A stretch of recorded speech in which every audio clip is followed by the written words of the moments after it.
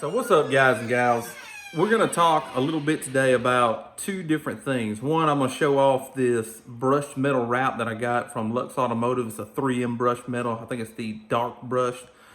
And I'm gonna kind of talk about the cold start issue that I'm getting, even just from the night. I think the check valve in the fuel pump is going out, but I'm gonna record it just kind of for documentation to see if other people are having the same issue. I mean, heck, it may be normal, but I do plan on taking it to the dealership. So let's get on downstairs here to go and check this out.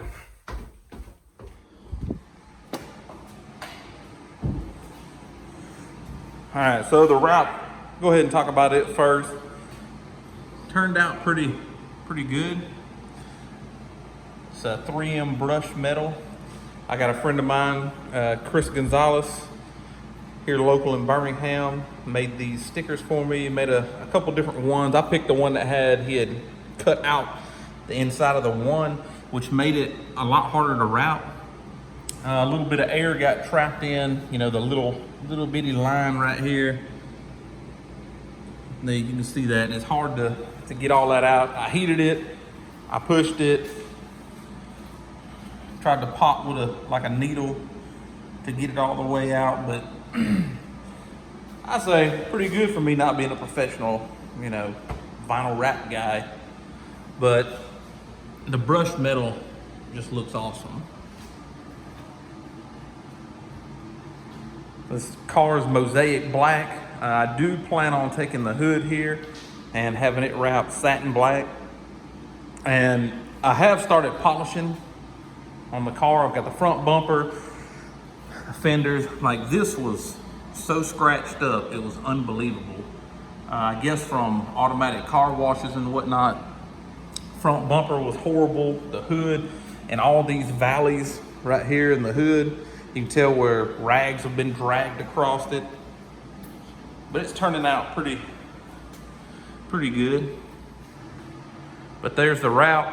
I want to do the satin on the hood again, and I think it'll pop off pretty nice between this brushed metal and a satin black. I don't know, tell me what you guys think. You think I should leave the hood alone and just leave it with this satin, or what do you think?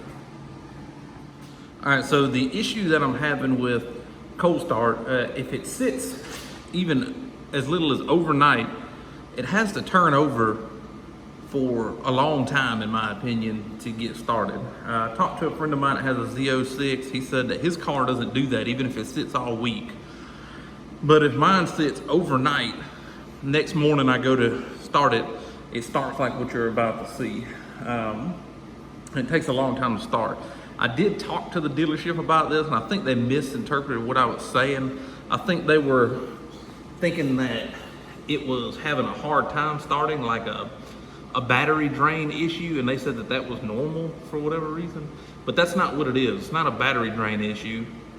It turns over strong. It just takes a while to get started up, as if the fuel pump is losing its prime.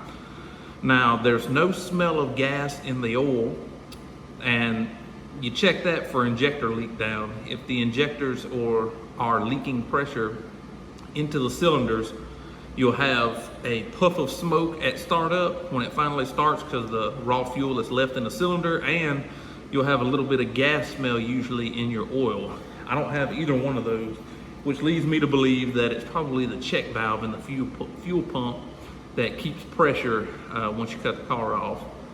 If I don't press the brake and I just hold the start button down and let it go into on, the ignition goes into on, you can hear the fuel pump kick on for a few seconds. And then if I go to start the car after the fuel pump is kicked on for a few seconds, it'll start right up.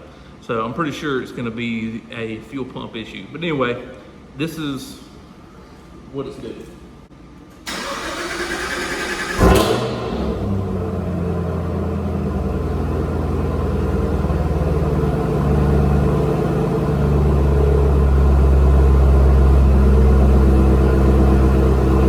All right, so that's what it's doing.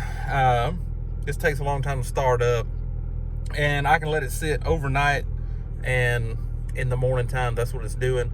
Now, once it's started up, if I'm driving it during the day back and forth, you know, I've went into a store and let it sit for a few hours and come back out, and it seems like it starts right up.